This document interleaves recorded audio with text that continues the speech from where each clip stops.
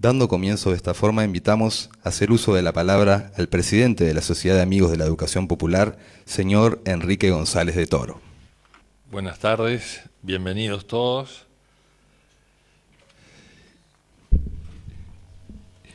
Es un momento especial especialmente en el año que conmemoramos el bicentenario de las instrucciones del año 13.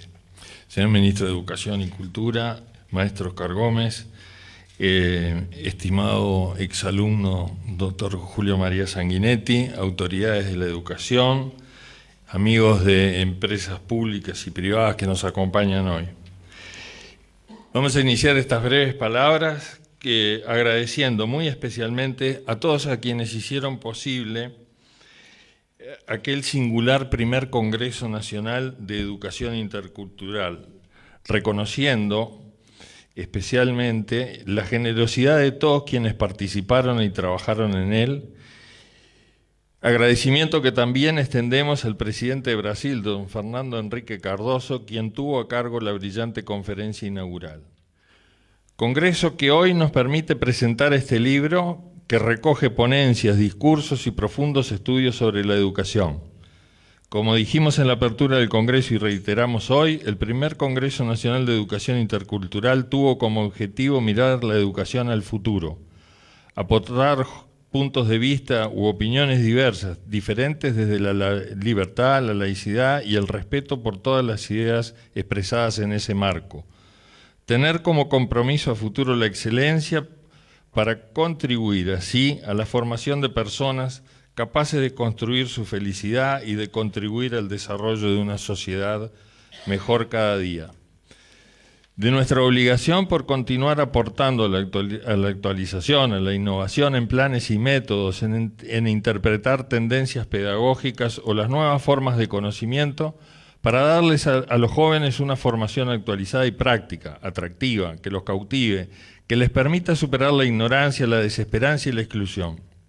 Una educación que genere hombres y mujeres capaces de construir un mejor futuro, personas capaces de desempeñarse con éxito en un mundo altamente diversificado y exigente. También de ser personas plenas con posibilidad de incidir positiva y efectivamente en cualquier ámbito de acción o trabajo y que a través de sus logros alcancen su felicidad personal, que de eso también se trata la vida. Por eso este mes, en que la SAEP está cumpliendo 145 años, queremos continuar mirando al mañana a través de la Escuela del Liceo Elbio Fernández, de nuestro Instituto de Formación Docente y los Kinders, en el esfuerzo puesto en el día a día.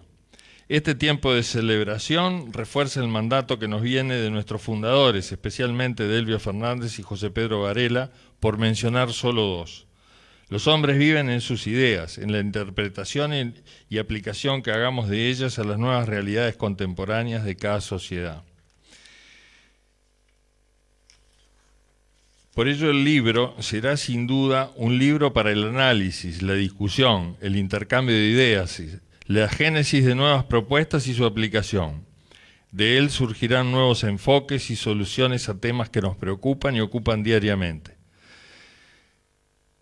Reiteramos nuestro agradecimiento a todos quienes generosamente plasmaron sus ideas en el Congreso para que con su aporte intelectual y profesional hicieran posible este libro.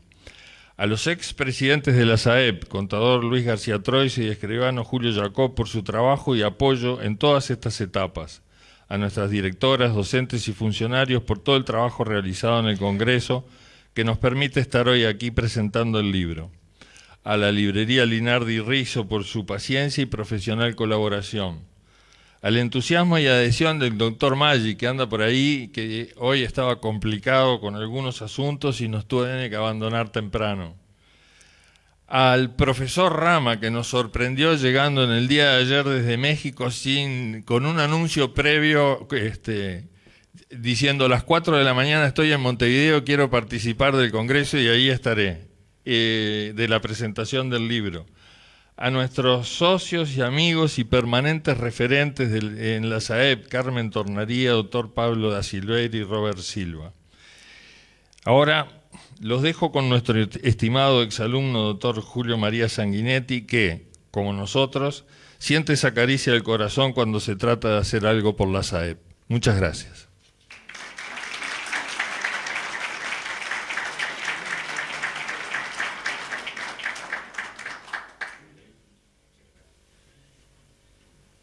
presidente fue breve, yo voy a ser más breve aún, porque lo que se interesa hoy es el panel de reflexión y de pensamiento.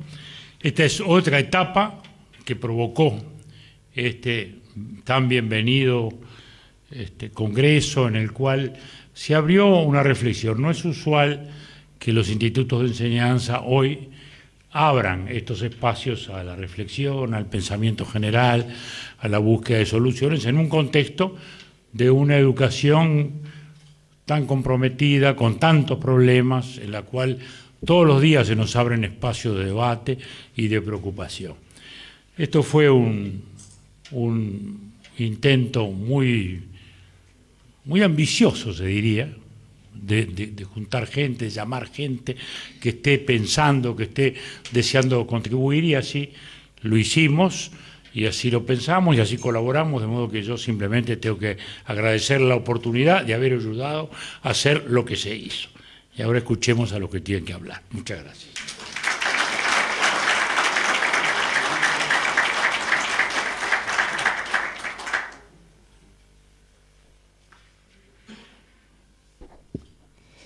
Seguidamente le solicitamos al doctor Robert Silva, directivo de la Sociedad de Amigos de la Educación Popular y miembro de aquel comité académico, a que sea el moderador de esta mesa de expertos en educación, integradas por el profesor Germán Rama, la profesora Carmen Tornaría y el doctor Pablo da Silveira. Y el mismo doctor Silva, por favor. Bueno, muchas gracias, Robert. Buenas tardes a todos.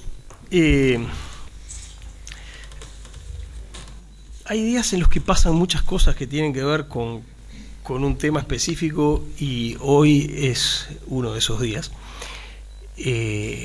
Al menos hay dos acontecimientos relevantes que tienen que ver con la educación.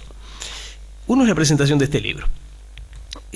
Como decía el presidente Sanguinetti, es algo digno de celebrar el hecho de que una institución educativa, y no cualquier institución educativa, sino una institución con la tradición y la historia del Elbio Fernández y la Sociedad de Amigos, hayan organizado un congreso, que el congreso haya tenido el impacto que tuvo, la capacidad de atraer gente que tuvo, y luego en un país donde con mucha frecuencia los impulsos se nos deshilachan y terminamos sin terminar de cerrar las cosas que hacemos, se haya llegado algunos meses después al punto de hoy de tener este libro, poder presentarlo, de poder enriquecer el debate educativo nacional con los aportes que hay adentro. Creo que es un hecho digno de ser celebrado. Creo que es la clase de cosas que es bueno que ocurran y que sería mejor que se multiplicaran. El otro hecho que ocurrió hoy mismo es la difusión de unas cifras pavorosas que tienen que ver con la repetición en secundaria. Unas cifras que publica hoy el diario El País, perdón por ser un poquito autorreferido, pero bueno, es ahí donde se publican, y que tienen su lado negro y su lado más luminoso. El lado negro es que confirman nuestros peores temores. Es un dato más, y un dato extremadamente contundente, que habla del estrepitoso fracaso que estamos viviendo hoy en la enseñanza secundaria.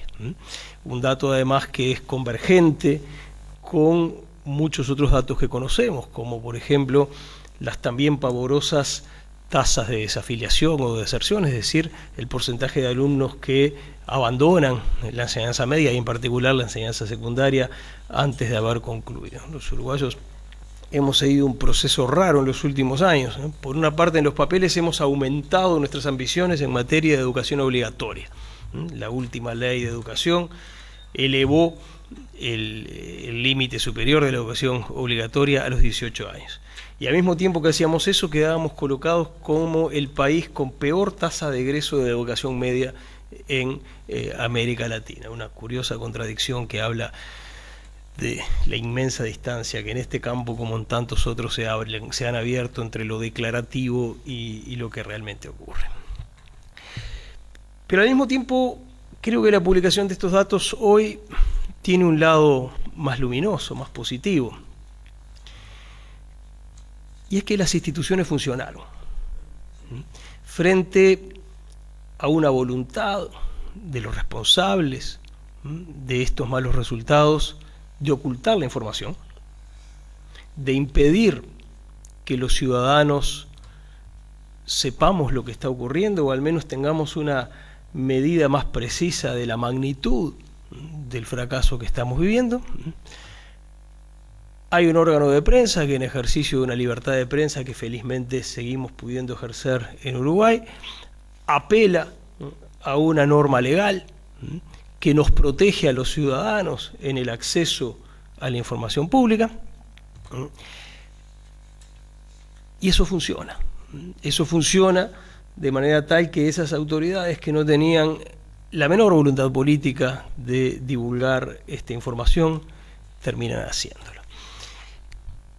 Creo que eso es bueno por varias razones. Es bueno porque, bueno, indica que después de todo y a pesar de los temores que podamos tener en muchas áreas, este país sigue teniendo reflejos institucionales fuertes, reflejos institucionales más fuertes que los que vemos en otros países de la región, y eso es una cosa muy buena, y eso es un capital a proteger y a aprovechar. Pero además creo que también es bueno porque se está procesando un cambio en la sociedad uruguaya, que a mi juicio es un cambio muy saludable, y es que la ciudadanía, los ciudadanos no especializados en materia educativa, empiezan a sentir que tienen que asumir un protagonismo que tradicionalmente no asumieron, que tienen que tomar el futuro de la educación uruguaya en sus manos, que tienen que obtener la formación necesaria para formarse sus opiniones, y que tienen que intervenir para que se enderecen las cosas que están extremadamente torcidas. Creo que eso es muy bueno. La enseñanza uruguaya, como pocas en el mundo,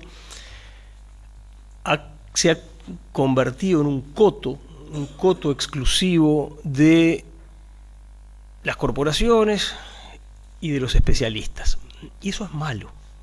Cuando uno mira cómo funcionan las democracias saludables en el mundo, no funcionan así. Lo que pasa con la política educativa en las democracias es lo mismo que nos pasa a nosotros con la política económica o con la política exterior o con la política de seguridad. Uno la ve discutida en la prensa, ve opinión política, ve a los partidos políticos interviniendo y tratando de incidir, y ve a los responsables institucionales de esas políticas teniendo que dar respuesta ante la ciudadanía, y en particular los ve sometidos a control parlamentario. Bueno, eso que nosotros vivimos en el caso de la política económica o de la política exterior o de la política de seguridad, no la vivimos en el caso de la política educativa. Los uruguayos no estamos acostumbrados a discutir de política educativa. No solo los ciudadanos de a pie no estamos acostumbrados a discutir de política educativa, muchos dirigentes políticos no están acostumbrados a discutir de política educativa. No tienen los elementos, no tienen las antenas adecuadamente desarrolladas, no tienen la gimnasia, el entrenamiento necesario para hacerlo. Y eso es malo. Y eso favorece las dinámicas de corporativismo, de burocratización, que nos han hecho tanto daño. Todo eso tiene explicaciones históricas, tiene que ver con un diseño institucional un poco raro que nos hemos dado los uruguayos en materia educativa, que funcionó bien durante una época, pero que cuando el contexto cambió, cuando la sociedad cambió, cuando los desafíos se hicieron diferentes, incluso cuando la manera de procesar los conflictos políticos se transformó, bueno, ese diseño institucional un poco raro dejó de funcionar. Uno podría decir, es una pena que los uruguayos hayamos tenido que esperar a que las cosas se deterioraran tanto para empezar a reaccionar. Y eso es verdad. Hubiera sido mejor que hubiéramos reaccionado antes, que nos hubiéramos alarmado antes. pero festejemos al menos que lo estamos haciendo. Celebremos al menos que la sociedad empieza a darse cuenta que tenemos un problema grave, y de algún modo que la sociedad empieza a hacer suya aquella famosa frase de Clemenceau sobre la guerra, ¿no? Aquello que dijo Clemenceau de que la guerra era un asunto demasiado importante para dejarlo en manos de los militares. Bueno, la educación es algo demasiado importante para dejarla en manos de los docentes o de los especialistas en educación. Es un asunto ciudadano de primera magnitud, y es un asunto que tiene que ser sometido a la lógica ciudadana y gobernado a través de las instituciones en las que se expresa la voluntad de la ciudadanía. Bueno, creo que estos dos hechos, la publicación de este libro, que no está dirigido a especialistas sino al gran público, y la divulgación de esta información, triste en sí misma, pero que termina siendo difundida al cabo de este camino que acabo de evocar, creo que son buenas noticias. En medio de la situación extremadamente preocupante en la que estamos, la sociedad uruguaya empieza a reaccionar, la sociedad uruguaya empieza a pedir protagonismo, y ojalá que esto, los libros como este, el acceso a información como la que hoy se está divulgando, sea el comienzo de un camino de recuperación que necesitamos más que nunca. Muchas gracias.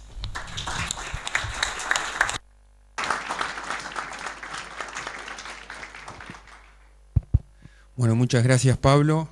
Un gusto, como siempre, tenerte en estas mesas de reflexión, y como siempre que ayudás a pensar y a seguir debatiendo sobre temas de educación. Le vamos a dar la palabra al invitado, profesor Germán Rama. El profesor Germán Rama, como ustedes saben, fue director nacional de Educación Pública en el periodo 1995-2000. Se ha desempeñado a nivel nacional e internacional en cargos todos vinculados con la educación, y hoy nos acompaña. Él tiene un artículo en este libro, está residiendo en México, y se enteró de que estaba la presentación de este libro, en el cual él colaboró destacadamente con su artículo, y quiso estar presente. Desde la SAEP lo agradecemos profundamente, y le vamos a dar la palabra para conversar también con él, con su voz privilegiada, sobre el tema de la educación nacional. ¿Puedo ir parado? Sí. Si me permiten, para que nos veamos mutuamente, prefiero estar parado que conversar con ustedes. Bueno, ante todo, muchas gracias a los directivos del Colegio Liceo Elbio Fernández por haberme invitado, por haberme pedido colaborar en la preparación de este libro. Y bueno, y es una gran satisfacción estar en un centro educativo que durante décadas viene luchando por la mejoría de la educación, no solo de sus alumnos, sino de toda la sociedad. Y entre sus alumnos, uno de los centros ejemplares en cuanto a la incorporación de escolares y adolescentes de familias de escasa cultura y bajos ingresos, que son sostenidos por el Colegio Elbio Fernández. Y eso habla muy bien de lo que significa la educación como sistema de solidaridad social, como sistema de formación a todas las personas y todos los grupos sociales, con independencia de su estatus. Dicho eso, quisiera hacer algunas anotaciones sobre dónde estamos Uruguay en este conjunto de países y del mundo. Y la verdad es que hay que decir que la situación es grave. Es grave porque el mundo sigue caminando y nosotros vamos para atrás. Y el mundo es un mundo abierto, no hay más mercados cerrados, no hay más sistemas, no hay murallas chinas. Son sociedades y economías abiertas. Y lo más valioso que tiene una sociedad son sus recursos humanos. Si no los tiene, por más que tenga posibilidades de bienes territoriales que existen, el petróleo o por el estilo, no va a ir para adelante. Y ahí uno tiene preocupación, dado por los mismos datos de las pruebas PISA, por ejemplo. O antes de las pruebas PISA, yo me quiero referir a lo más elemental, y decir que en estos momentos Uruguay tiene una tasa de egresos de educación media de grupo de 20 a 25 años, es decir, esperándolos con retraso para que lleguen, Y estamos en el orden del 40% del tramo de edad 20-25 años que ha aprobado la totalidad de la educación media, sea técnica o sea secundaria. Y es claro, uno tiene que comparar internacionalmente, primero con América Latina, y decir, bueno, se ha dado vuelta el tablero en América Latina. Uruguay era primero, ya no es más. Chile tiene un egreso de la educación media del orden del 70%. ¿Por qué? Porque una política de la presidencia Frei, que fue la que estableció un sistema educativo con amplia base y dando incluso junto a las secundarias más elitistas que tenía el pasado, la educación primaria atendiendo el ciclo secundario y llegando con eso a todas las zonas rurales y demás. ¿Y hoy qué nos ocurre? ¿Qué rendimiento tenemos? La comprensión lectora en la última evaluación PISA, que es la fuente más segura. Bueno, Uruguay tiene la friolera debajo del nivel 0, menos 24 más 12, 36 más 5, 41%, que está por debajo del nivel mínimo de aptitud. Lo cual significa que 4 de cada 10 personas jóvenes no tienen el nivel mínimo que supone la prueba PISA internacional de aprobar ese curso y de tener los conocimientos mínimos para desempeñarse. Y esto no es un invento, porque se viene degradando año en año en las pruebas PISA. Ahora vamos a tener el mes de enero un nuevo informe de las pruebas PISA y temo desgraciadamente, porque toda la vida uno ha estado en la educación, temo que los resultados sean catastróficos.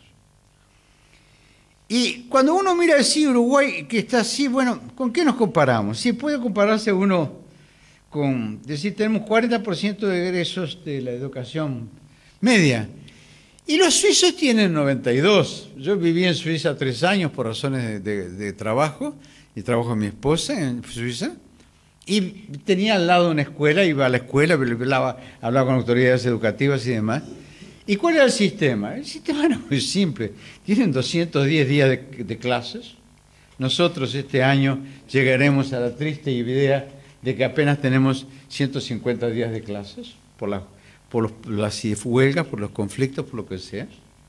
Y además es como ir a la playa y tomar sol. Bronceado requiere tiempo. Aprender requiere tiempo. No hay un acto mágico. Requiere mucho esfuerzo permanente. Y entonces, el nivel de rendimiento, a una cosa tan simple como la comprensión lectora, estamos en 40% por debajo de 0. Pero claro, si vemos un pequeño país como Finlandia, tiene 3% por debajo de 0. Parece un país chico. Y para decir, bueno, el promedio de la OCDE de los países afiliados a la Organización de Cooperación y Desarrollo Económico, con sede en París, bueno, Corea del Sur tiene por debajo del nivel 0, tiene 2%. Y los coreanos son como un jet avanzando para todas partes, porque tienen recursos humanos de altísima calidad. Entonces, el problema es que uno dice, sí, esto es en las pruebas PISA en la comprensión lectora, pero uno lo mira en las matemáticas y es igualmente grave.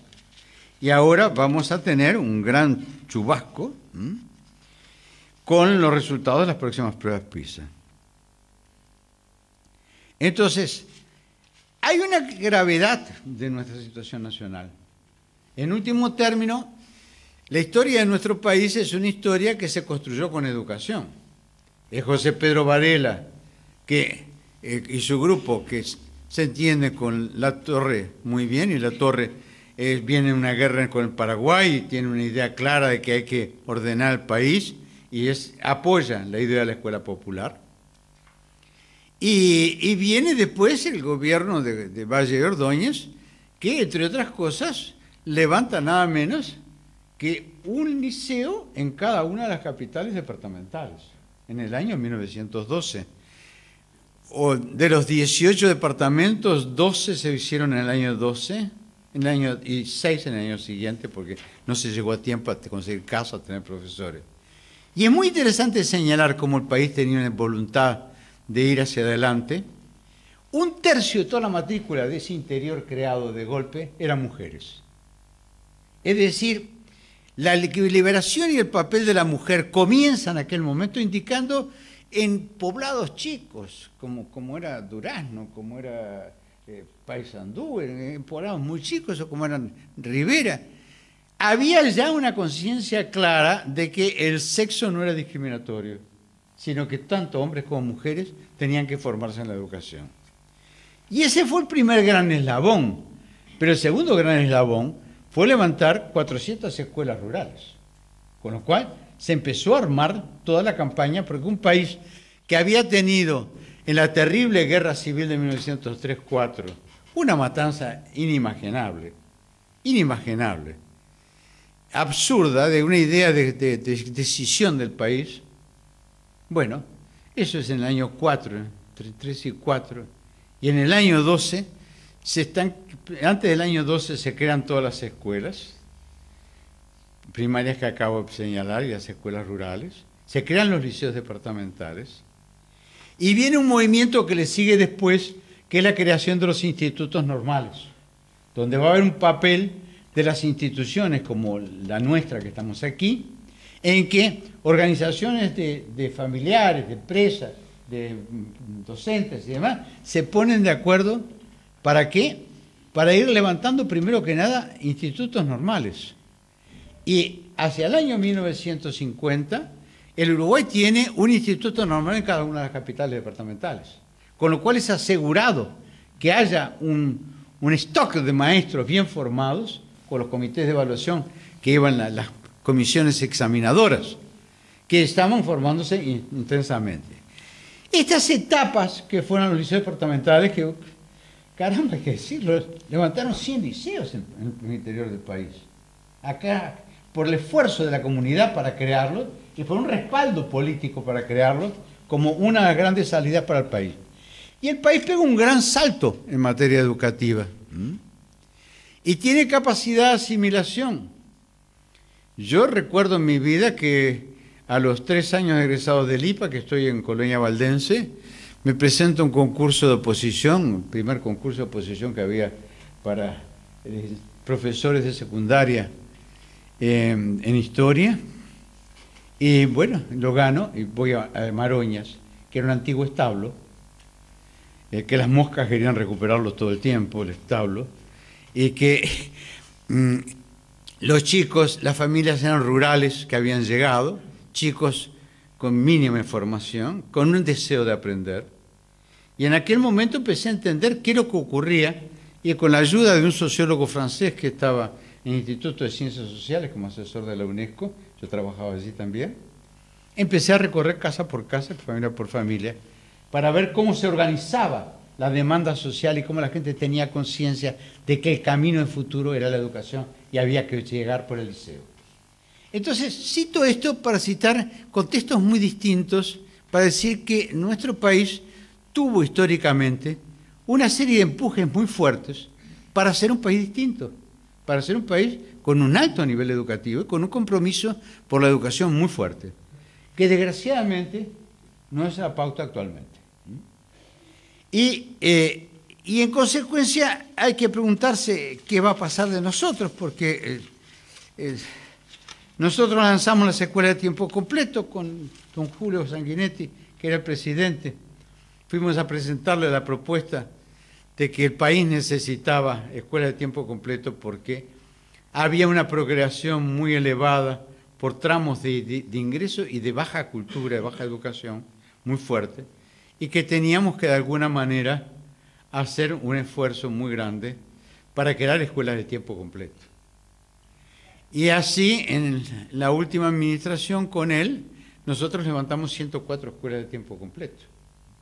Con un esfuerzo, hubo endeudamiento que el gobierno asumió y el Parlamento respaldó, en tanto para levantar escuelas primarias, y entonces con el apoyo del Banco Mundial y del Banco Interamericano de Desarrollo, se tenían $100 millones para levantar escuelas medias, colegios.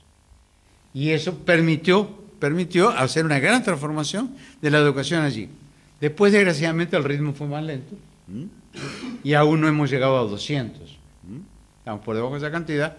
Y bueno, en aquella época nosotros terminamos en el 2000 y estamos en el 2013, y la máquina va mucho más lenta, y las escuelas urbanas son casi 1.200, 1.150. Y también están las escuelas rurales, donde en aquella época, con Carmen Tornaría, con Rosa Márquez, con todas las compañeras que están aquí, pusimos adelante un gran esfuerzo para lograr llegar a todos los rincones del país, con sistemas de buses que compramos en el medio rural para crear escuelas concentradas, donde tenían varias maestras y tenían especialización, y los 10 buses amarillos marchaban con apoyos a veces estupendos. El que era intendente de Salto, Malaquina, dijo, bueno, yo los buses que vienen para acá los mantenemos, los cuidamos, lo hacemos todo, y olvídense lo demás, nosotros nos encargamos.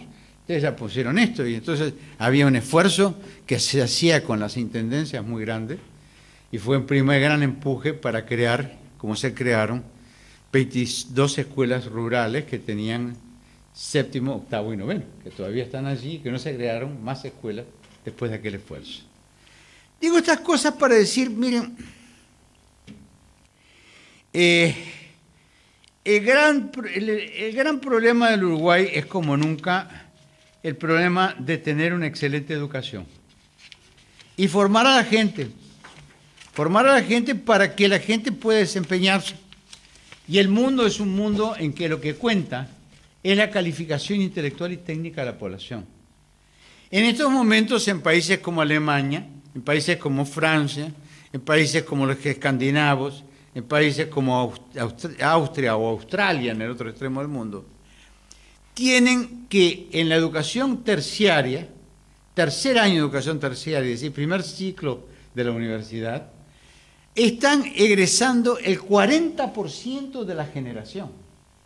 Mientras nosotros apenas estamos logrando, yendo hacia atrás como el cangrejo, apenas tenemos 40% de egreso de la educación media.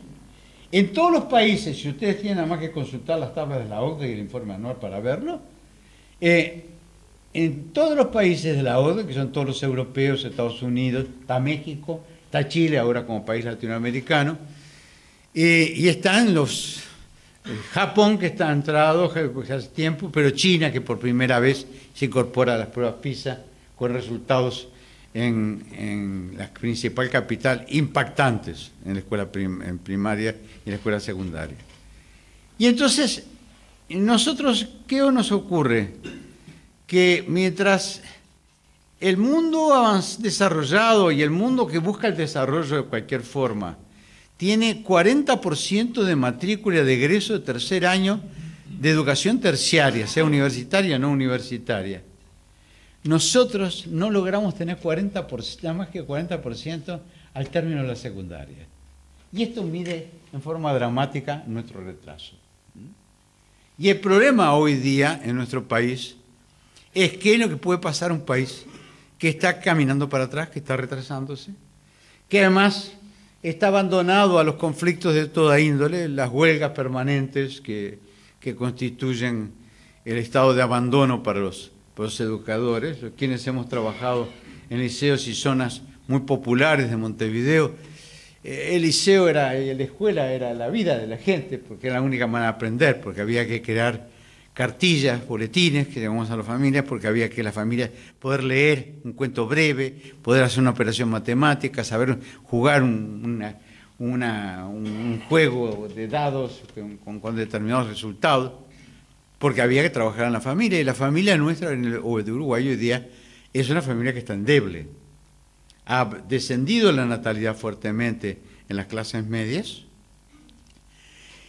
ha incrementado la natalidad en mujeres solteras en la clase baja, que es la unidad más débil que puede existir, porque no se puede ser madre, educadora, y trabajadora, y en consecuencia no hay milagro allí, y que constituyen los núcleos de debilidad y de pronóstico para el país muy feo, muy desagradable, muy grave, y que nos estamos perdiendo en pequeñas discusiones internas del país cuando estos problemas fundamentales no están en la mesa como los problemas de todos los grupos posibles actuales. Con eso termino diciendo, Más que nunca en el mundo actual, el problema no es tener minas de oro, el problema es tener gente altamente educada. Si uno mira toda la información europea de lo que está ocurriendo después de la crisis se están cambiando todas las industrias por alta tecnología. Y hay que saber matemáticas a granel, y hay que saber idiomas. Y así es que está resucitando la industria europea por una tecnología muy avanzada y por mano de obra capaz de hacerla.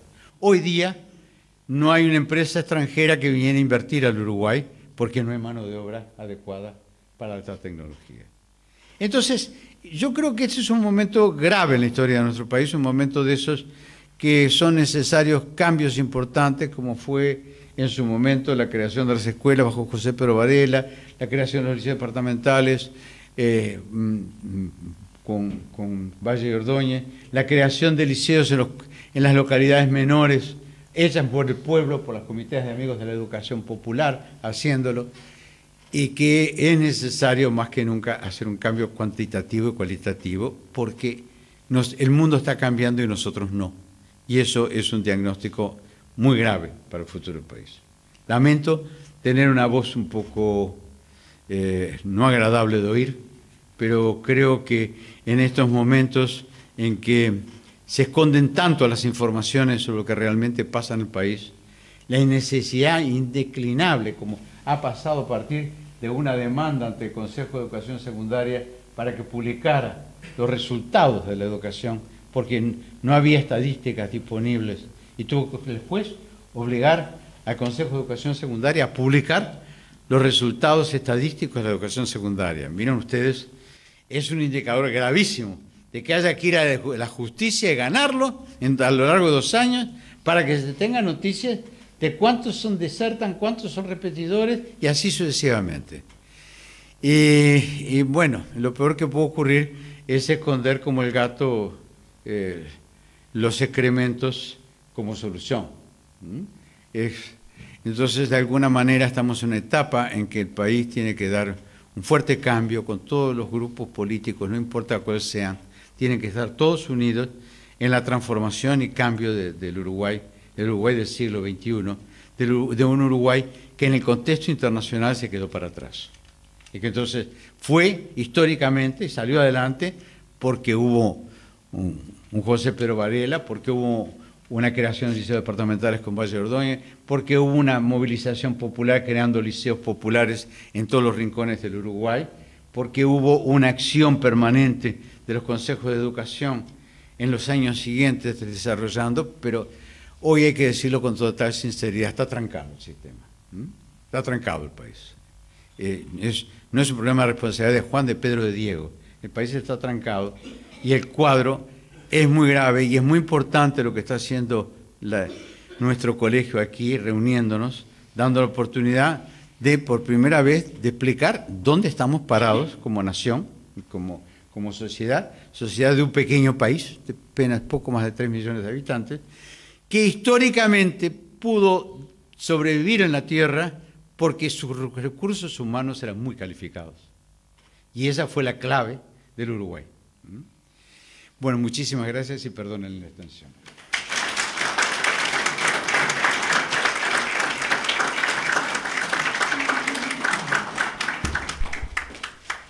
Bueno, agradecemos al profesor Germán Rama sus palabras y ahora vamos a pedirle a la profesora Carmen Tornaría, profesora de Historia, egresada del IPA, ex consejera del CODICEN de la ANEP en el periodo 1995 a 2005, que nos haga llegar su palabra en este encuentro sobre educación que organiza la SAEP.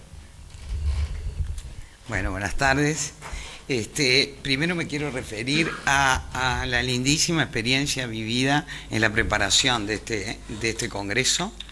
Esta casa, que no fue la mía desde el punto de vista de mi educación, me eduqué en la educación pública, me trata como una más y me ha hecho sentir que me siento como en casa cada vez que me han convocado para alguna aventura como la de este congreso y algunas otras por allí, depositando una enormísima confianza en mi persona. En esta casa también he descubierto y tengo algunos amigos con los que me siento orgullosa de haber trabajado, y me he juntado para esta empresa con alguna gente, con algunos colegas que nos hemos peleado enormemente públicamente, pero siempre desde el punto de vista fraterno, y así se trabajó en la preparación de este Congreso, discutiendo los caminos, discutiendo las posibilidades, y después incluso discutiendo también los trabajos presentados y poniéndonos de acuerdo para ese proceso que generalmente no es muy simpático, que es el de la selección de algunos sí y otros no. Y confieso que trabajamos muy bien, los que pensábamos parecido y los que pensábamos diferente. Y yo siempre digo que eso no lo aprendí en mi casa, lo aprendí en la Escuela Bolivia y lo aprendí en el Instituto Bauzá, a ver que los diferentes no eran enemigos míos, y que podíamos convivir y que simplemente eran diferentes. Como este Congreso, además, la base o la raíz de este Congreso era una apuesta a la diversidad, aunque tenía otro nombre medio raro con el cual yo peleé porque no me gustan mucho los nombres nuevos. Soy veterana, me gustan las novedades, me gustan los cambios, pero prefiero hablar de los caminos para la educación en la diversidad, que la multiculturalidad, y no me acuerdo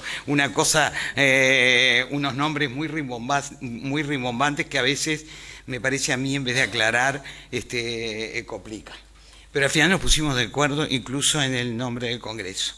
Y con respecto, después de esta experiencia linda, bueno, es lindo también, soy de la generación que me gustan los libros, que me gustan los diarios, que me gusta tocar el papel, así que cuando las cosas se concretan en un libro, en papel y en palabra escrita, me siento requete reconfortada porque es lo mío, es el terreno. Manejo la computadora también y la tablet y todo eso, gracias fundamentalmente a mis nietos, pero me sigue gustando tener libros, leer los diarios, ensuciarme las manos y todo ese tipo de cosas. Así que me encanta que esto se haya traducido en un libro. Con respecto a la educación, soy un optimista.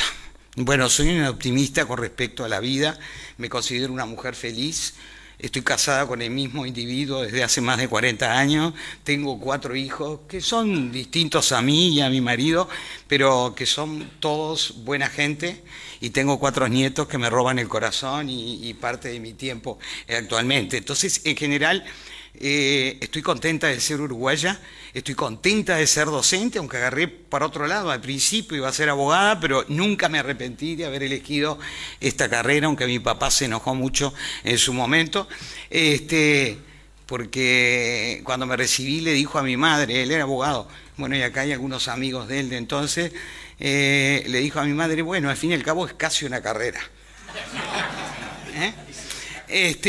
Bueno, en fin, pero digo, me encanta mi profesión, la sigo ejerciendo y creo que si empezara de vuelta volvería a hacer lo mismo.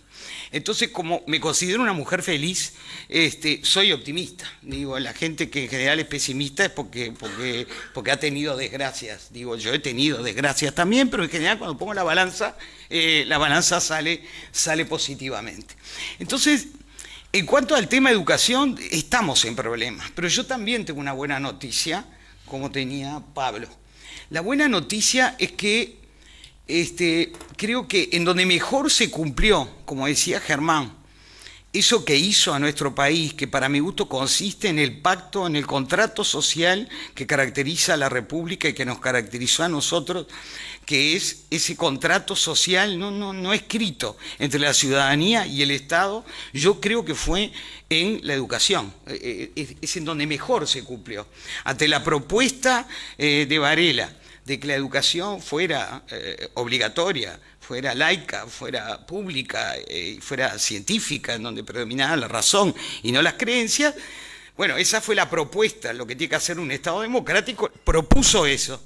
Y la contestación de la ciudadanía permanentemente fue responder a esa propuesta en un acto de confianza Y en un acto que a mí me parece que todavía hoy se construye el contrato ciudadano, el contrato republicano, y es el Estado intentando brindar las oportunidades para todos y todos tratando de cumplir con las responsabilidades a cambio de esas oportunidades. Entonces creo que todavía, pese a los problemas que tiene, sobre todo algunos niveles de la educación uruguaya, o principalmente algunos niveles de la educación uruguaya, ese contrato o esa confianza en que la educación nos hace mejores o nos puede llevar al camino fundamental de conseguir un trabajo cuando somos adultos, y a través del trabajo y a través de los recursos proporcionados por el trabajo poder crear una familia a la que nosotros queramos,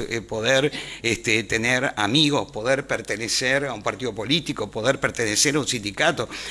Todas esas cosas en general surgen alrededor de la posibilidad de trabajo. Yo creo que una de las cosas que lastimó enormemente a la educación en este país es la falta de trabajo de los adultos. Yo creo que el trabajo en los adultos ordena enormemente el mundo de los niños y afirma ese contrato de confianza entre la ciudadanía y el Estado. La educación tiene problemas, fundamentalmente la educación media. Yo, cuando creo que tenemos problemas, me parece que no hay que buscar respuestas complejas, hay que buscar, aunque los problemas puedan ser complejos, hay que buscar respuestas lo más sencillas posibles. Y como aparentemente la apuesta nuestra, de todos, de la ciudadanía uruguaya, de los docentes, de las autoridades, es esto que acá en el Uruguay lo descubrió un joven de 20 y pocos años, hace más de 100 años, y Fernando Henrique nos decía en su discurso cuando inauguró este congreso: el problema es ahora cómo generalizamos una educación de calidad. Brasil está haciendo esto en este momento. Es la preocupación, según la historia que nos relató Fernando Henrique, es ahora la apuesta de Brasil en el siglo XXI. ¿Ah? Y nosotros esa apuesta la hicimos a través de la reforma vareliana en el siglo XIX. Y esa apuesta funcionó. Entonces yo, a veces cuando me dicen pasa tal cosa en tal lado, pasa tal cosa en tal otro, pasa tal cosa en tal otro, yo digo, escucha una cosa, y no soy de mirar atrás, pero miremos qué pasó en el Uruguay. Mirémonos a nosotros mismos, cómo funcionaba la educación uruguaya hace 40 años. ¿Ah? Entonces, miremos, acá fue posible la generalización de una educación de calidad. Fue posible en primaria. ¿Ah? Bueno, y la aspiración era que esto siguiera en su impulso hacia adelante. Nos hemos trancado en que esto funcionara en la educación media y obviamente hacia adelante más tarde. Sin embargo, yo creo que los problemas concretos de la educación hoy, más que académicos, que yo lo que pediría, o si cuando me preguntan por veterana y por docente, me dice, ¿y qué hay que hacer?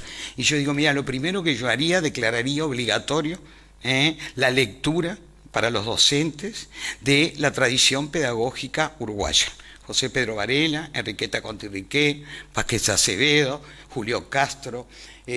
Bueno, declararía obligatoria en los programas de formación de docentes la lectura de ellos, no para copiarles. Uno lee hoy el libro Trabajo y Estudio, el libro Lecciones de mi escuela, de Enriqueta Contirriqué, y claro, hay como una ingenuidad en una cantidad de planteamientos que no se corresponden a el mundo del siglo XXI. Pero lo que allí está dentro, lo que está en el fondo, a pesar de que los ejemplos son antiguos, es para mi gusto, bueno, lo que yo encontré en el Instituto de Profesores Artigas cuando yo me formé. ¿Ah? Es decir, me estaban formando académicamente, pero me estaban formando también como una servidora pública. Es decir, nunca tuve ninguna duda que el camino que yo había elegido, que era la docencia, me transformaba a mí en una servidora pública, donde lo más importante de todo no era mi materia, que es la historia, y que me gusta y que me encanta, y uno de los culpables es él, ¿ah?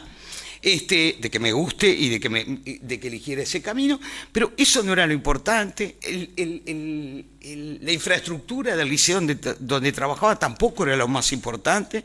El programa, los programas, 40 años de docencia, si habré tenido planes distintos que abordar, tampoco era lo importante. Lo importante eran los gurises.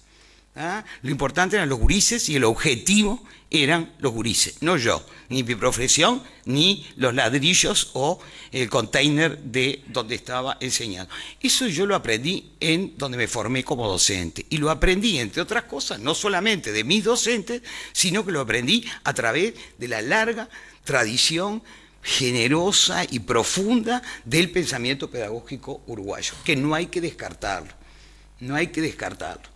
Entonces, cuando me preguntan qué hay que hacer, yo digo, bueno, por mi experiencia personal, hay que tener un plan humilde, modesto, hay que tener un equipo y hay que tener liderazgo. Yo ocupé 2 administraciones, tuve 10 años, así quedé, 10 años en el gobierno de la educación. Los primeros 5 años encontré liderazgo, equipo y plan. Los segundos 5 años no encontré ni liderazgo, ni equipo, ni plan. Entonces, hablo desde mi experiencia. Puedo no tener razón, acepto otras propuestas, pero viví esas experiencias una detrás de la otra.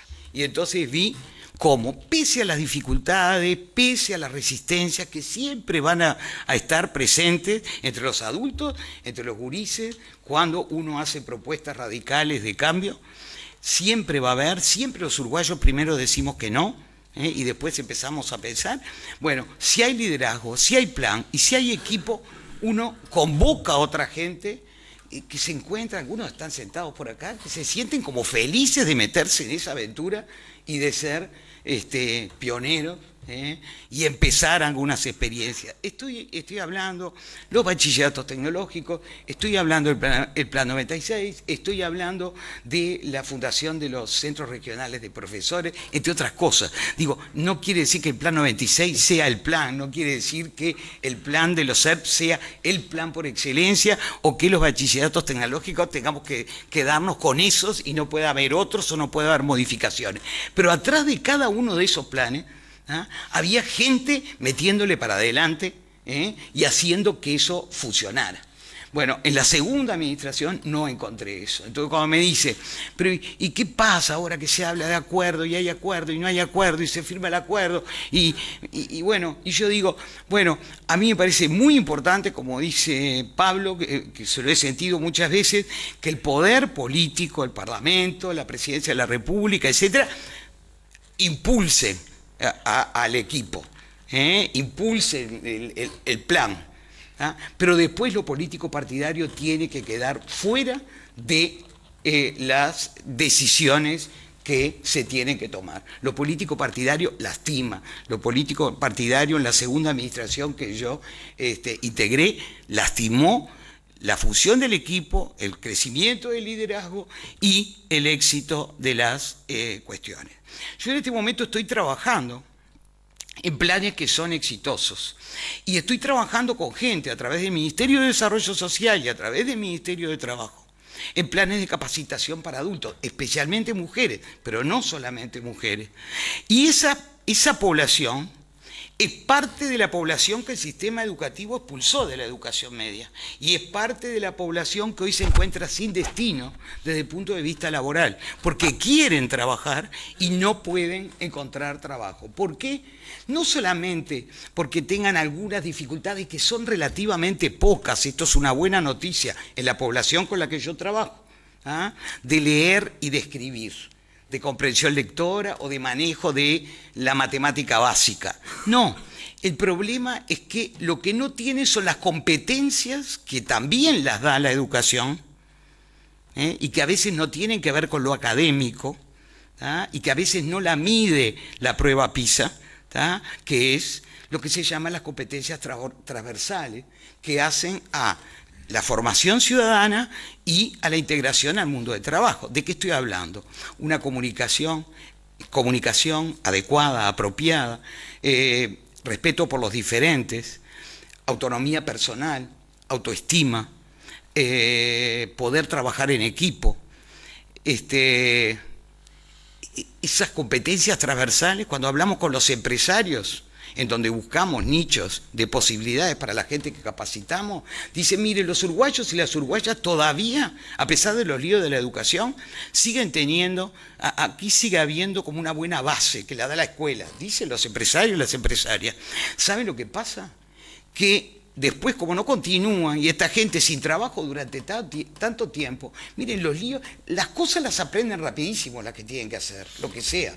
En una fábrica, en una empresa de limpieza, en una ensambladora de materiales. ¿Sabe cuál es el lío? Que faltan, que llegan tarde, que se viven peleando, que el lenguaje es absolutamente inapropiado y por lo tanto es generador de conflictos, que es imposible que no esté mirando a ver qué es lo que está haciendo el otro y cómo lo está haciendo el otro, y que no se respeta entre diferentes. Trabajen esas cosas que son las que nosotros necesitamos. Bueno, yo creo que lo de las competencias transversales, también tendríamos que volcar una mirada que no es académica estrictamente, sino que tiene que ver con la construcción de ciudadanía, y que eso en general lo recibimos de nuestras casas, pero lo recibimos de nuestra escuela. El sistema está complicado, los resultados a los que se refería Pablo, yo no he visto todavía completamente los datos.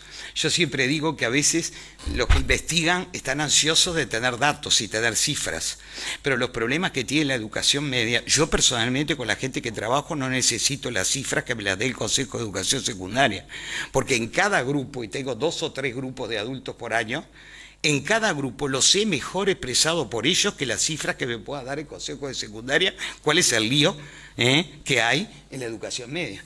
Me lo dicen los padres, me lo dicen las madres.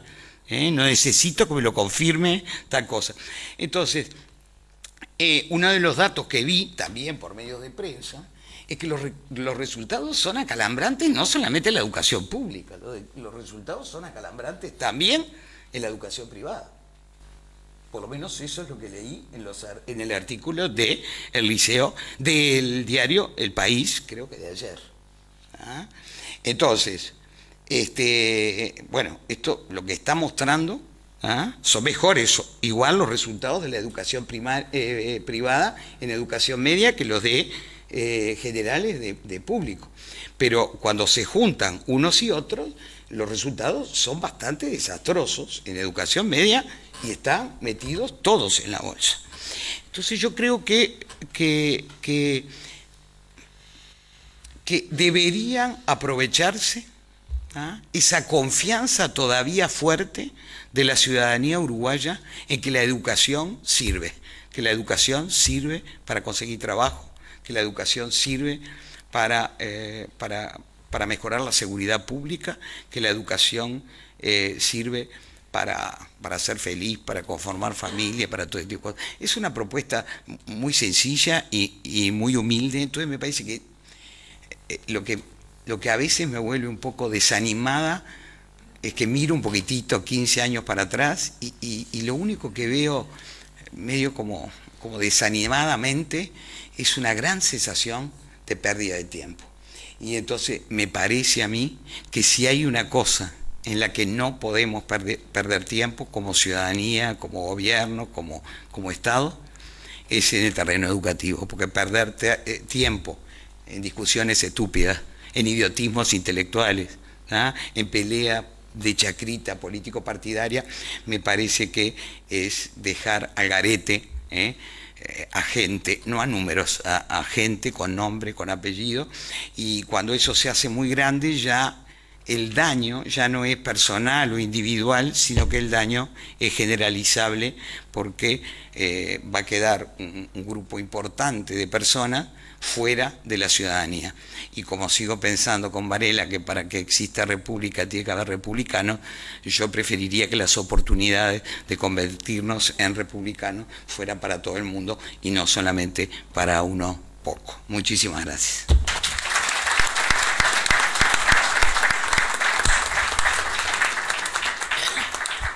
Bueno, un gusto y un agradecimiento a los integrantes del panel. Simplemente 4 cuestiones que quiero recalcar del libro, que me parece importante, por lo que decía Pablo hace un rato, de que es un insumo sin duda para la discusión y alimentar el debate educativo. El libro habla del centro educativo como cuestión clave, de la formación docente, de los desafíos, y tiene experiencias. Y habla de la familia, lo cual resulta ser fundamental y un aliado estratégico con el centro educativo.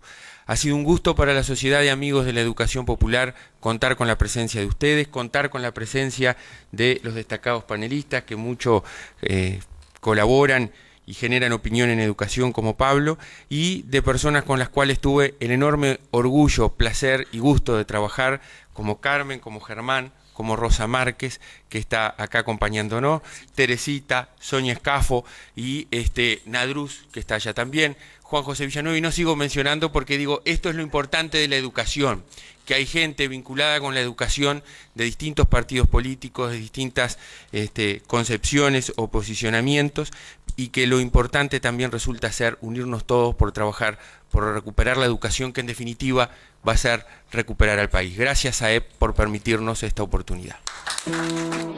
Asuntos Públicos, para conocer mejor, para saber más.